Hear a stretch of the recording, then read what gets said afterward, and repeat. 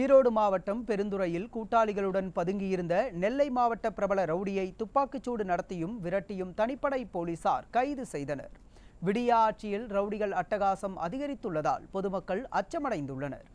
நெல்லை மாவட்டம் நாங்குநேரி அருகே மருகால் குறிச்சியை சேர்ந்த சிவா என்ற சுப்பிரமணியன் மீது 25க்கும் மேற்பட்ட வழக்குகள் உள்ள நிலையில் கடந்த நவம்பரில் இசக்கி பாண்டி என்பவரை கொலை செய்தார்.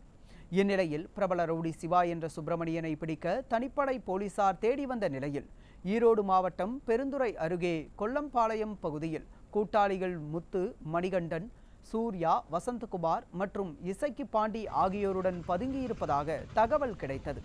இதனையடுத்து அவர்கள் தங்கியிருந்த வீட்டை சுற்றி வளைத்த போது ரவுடிகள் தப்பியோட முயற்சித்ததால் போலீசார் துப்பாக்கிச்சூடு நடத்தினர். இந்நிலையில் நெல்லை மாவட்ட எல்லையில் பதுங்கியிருந்த ரவுடிகள் 5 பேரையும் தனிப்படை போலீசார் விரட்டி பிடித்து கைது செய்தனர். இதில் காயமடைந்த ரவுடிகள் 2 பேர் அரசு மருத்துவமனையில் சிகிச்சைக்காக அனுமதிக்கப்பட்டுள்ளனர். தமிழகத்தில் சட்டம் ஒழுங்கு சிறப்பாக உள்ளதாக பொம்மை முதல்வர் கூறி வரும் நிலையில் பல்வேறு குற்றச்சம்பவங்களில் தொடர்புடைய 5 ரவுடிகளை துப்பாக்கி முனையில் போலீசார் பிடித்துள்ளதுதான் திராவிட மாடல் ஆட்சியா என பலரும் கேள்வி எழுப்புகின்றனர்.